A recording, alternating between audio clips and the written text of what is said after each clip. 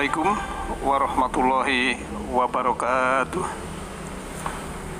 Alhamdulillah alladzi ja'alal qur'ana shifaa'an wa rahmatan lil mu'minin wa ja'alahu hudal linnasi wa bayyinatin minal huda wal furqan. Segala puji milik Allah, Zat yang menjadikan Al-Quran sebagai obat dan rahmat bagi orang-orang yang percaya. Dan Allah menjadikannya, Al-Quran itu, sebagai petunjuk untuk manusia dan juga keterangan dari petunjuk serta pembeda dari yang hak dengan yang batil. Ikhwanidin yang berbahagia, kajian majelis taklim Nurul Huda yang insya Allah dirahmati oleh Allah Subhanahu wa Ta'ala. Jumpa lagi.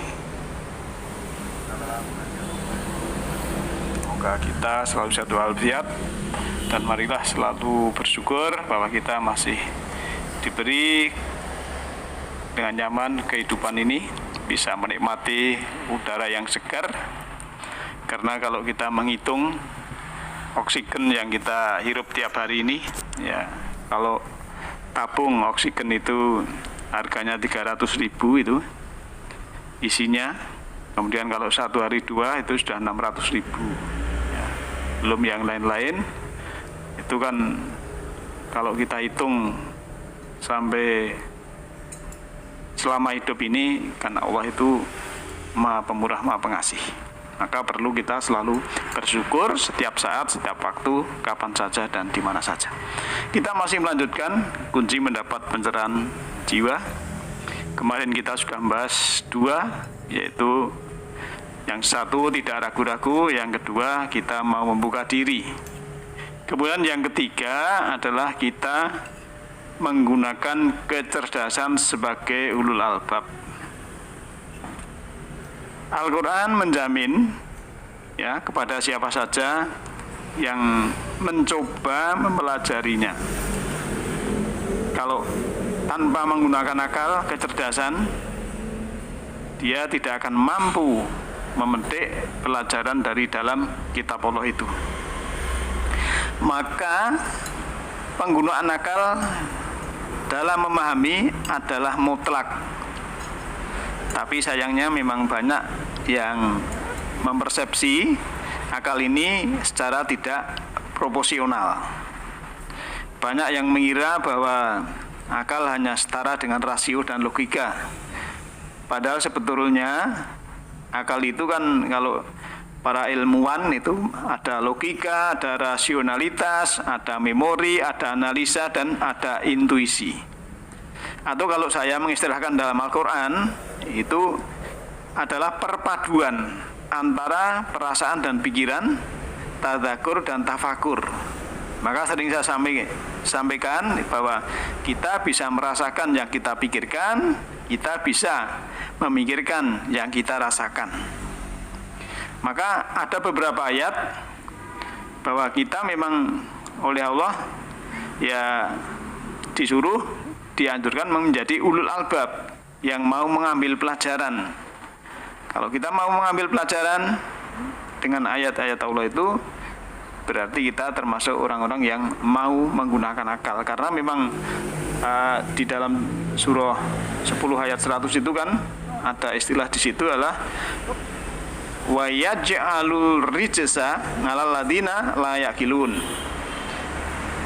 Dan Allah akan menimpakan azab kepada orang-orang yang tidak menggunakan akal. Ini rijs itu ya, kalau rijs dari Allah itu ya Allah murka, maksudnya gitu. Jadi memang akal kita supaya mau menggunakan untuk memahami ayat-ayat Allah, apapun ya, ayat kauliyah maupun ayat kauniyah. Karena ini sinkron antara ayat kauliyah dan kauniyah, itu selalu saling melengkapi, menyempurnakan, sehingga manusia yang mau berpikir sebagai ulul albab, dia akan betul-betul yakin bahwa Allah itu ada zatnya, dan kita ini makhluk yang diciptakan, kita ini selalu disuruh untuk mengabdi setiap saat kapan saja. Jadi dalam arti 5156 itu bahwa Allah menciptakan jin dan manusia kecuali untuk mengabdi, beribadah. Itu dalam ibadah itu kalau sudah beriman, bertakwa itu ya kapan saja, di mana saja. Jadi bekerja juga ibadah, mencari nafkah ibadah, ya olahraga untuk meningkatkan imunitas tubuh juga ibadah. Itu nama semua sudah di jalan Allah, di garis hukum Allah, itu ya ibadah. Cuma dalam fikih memang ada ibadah mahdhah, ibadah ghairu mahdhah. Akhirnya kalau setiap saat dari bangun tidur sampai tidur kembali selalu ibadah, itu namanya kita sudah menjalankan dalam surah Dariyat surah 51 ayat 56. Ya hadirin yang berbahagia, maka di dalam banyak ayat bahwa ulul albab itu harus memang selalu diperintahkan untuk memperhatikan, ya, memperhatikan bumi, memperhatikan samawat atau memperhatikan langit, memperhatikan kejadian-kejadian yang semua itu fakta, ayat dari Allah. Yang namanya fakta itu memang Allah untuk menjelaskan kepada kita semua. Maka memang yang namanya din atau istilahnya agama ini memang harus kita kita jalankan, kita kerjakan. Namun kadang memang orang yang jauh daripada agama, jauh daripada petunjuk, itu memang kadang ngebyah-uyah. Ngebyah-uyah itu dalam arti ya dia itu punya pendapat, ya. Dia itu kadang istilahnya menyamakan antara ajaran agama dengan perilaku umatnya. Tidak bisa. Jadi kalau ada orang, wah itu orang beragama tapi kok berbuat yang tidak baik, itu namanya menyamakan antara ajaran agama dengan perilaku umatnya. Nah, ini namanya tidak menggunakan akal. Kalau kita mau menggunakan akal, ya kita tidak bisa menilai tinggi rendahnya sebuah ajaran dari kualitas yang ditunjukkan oleh pemeluknya. Apalagi cara pandangnya juga parsial kan, biasanya kan gitu. Sebab apa? Saya contohkan di negara-negara yang umatnya beragama apapun, yang mayoritas misalnya Indonesia beragama Islam, itu yang namanya pencuri, perampok atau pelaku berbagai kriminal, ya tentu saja kebanyakan juga orang Islam. Namun juga di negara-negara yang masyarakatnya memeluk Hindu misalnya, para pelaku korupsi, ya kriminal tentu saja adalah orang-orang yang beragama Hindu. Demikian pula di negara Buddha, Kristen dan lain sebagainya, pelaku-pelaku kejahatan pastilah orang-orang dari kelompok mayoritas itu. Pendek kata, kalau kita simpulkan juga negara-negara pemeluk agama, pelaku kriminalitasnya pasti adalah pemeluk agama. Dan yang mesti yang mayoritas. Jadi kita tidak boleh mengatakan wah itu beragama nyatanya juga berbuat baik. Nah, ini namanya tidak bisa menilai tinggi rendahnya sebuah agama, ajaran agama itu dengan kualitas yang ditunjukkan oleh pemeluknya. Jadi harus bisa membedakan. Namanya Al-Quran, petunjuk itu tetap suci, tetap bagus, tetap rohnya hebat, ya, untuk bisa mengeluarkan dari kegelapan menuju ke nur cahaya. Tapi kalau secara personil mungkin ada pemeluknya yang menyimpang, itu memang ya kesalah pemeluknya, tapi tetap dinnya itu tetap bersih. Maka kita harus menggunakan pikiran secara proporsional. Jangan sampai kita terpengaruh oleh yang begitu. Ini yang ketiga, kita istilahnya menggunakan akal kita ini untuk memahami ayat-ayat Allah supaya kita mendapat pencerahan jiwa. Kemudian yang keempat, setelah kita melihat beberapa hal, yang pertama kemarin tidak ragu, kemudian yang kedua membuka diri, yang ketiga kita menggunakan kecerdasan sebagai ulul albab, dan yang keempat ini adalah kita pahami, kita cocokkan dengan fakta, ya, dan kita praktekkan. Nah, memahami Al-Quran itu bukan sekedar berteori, karena Al-Quran adalah petunjuk untuk berbuat dan beramal kebajikan, beramal soleh, beramal khair. Maka salah satu cara terbaik untuk mengukur kebenaran pemahaman kita adalah mencocokkan dengan realitas. kita cocokkan dengan perbuatan kita, kejadian di sekitar kita, dengan kita berbuat apapun ya. Nah, cara memahami ayat-ayat yang bercerita tentang kesabaran misalnya, juga keikhlasan, ketaatan, pengorbanan, dan berserah diri misalnya, tidak bisa dilakukan hanya teori semata. Harus dilakukan dan dipraktekkan dalam arti studi kasus. Barulah kita akan paham apa yang dimaksud dengan sabar, apa yang dimaksud dengan ikhlas, apa yang dimaksud dengan taat, apa yang dimaksud dengan berkorban, apa yang dimaksud dengan berserah diri itu. Nah, biasanya Allah akan memberikan contoh peristiwa ketika kita sedang mempelajari ayat-ayat tersebut. Dan ya biasanya kalau saya menganalisa itu selalu mengalaminya. Jadi jatuh bangun dalam kejadian sesungguhnya ketika sedang mempelajari ayat-ayat Allah. Dengan cara ini Allah sedang mengajarkan cara penafsiran, pemahaman dan apa yang komprehensif yang sesungguhnya. Bukan sekedar teori atau metodologi. Karena harus kita jalankan, kita praktekkan. Nah, boleh jadi proses penafsiran atau pemahaman itu berlangsung tidak hanya 1-2 hari, melainkan bisa bertahun-tahun. Hanya sekedar untuk memahami dan meresapi makna ayat-ayat sabar misalnya. Ya, kita bisa digodok sampai bertahun-tahun. Ya, contoh aja kan seperti Nabi Ayub, Nabi Ibrahim, Nabi Ismail itu kan harus dia sabarnya kan lama untuk menuntaskan daripada masalah yang dihadapi dalam kehidupan. Maka kadang kita ayatnya memang innallaha ma'as-sabirin, Allah bersama orang-orang yang sabar. Nah, ini kita belajar sabar mempraktekkan ini. Ya. Ini kan bukan hanya sehari 2 hari. Bahkan kita mungkin bertahun-tahun, termasuk juga kita mempelajari tentang ujian. Ujian dari Allah itu apa ya? Kalau kita selamanya mengeluh, itu ujian mesti ada terus.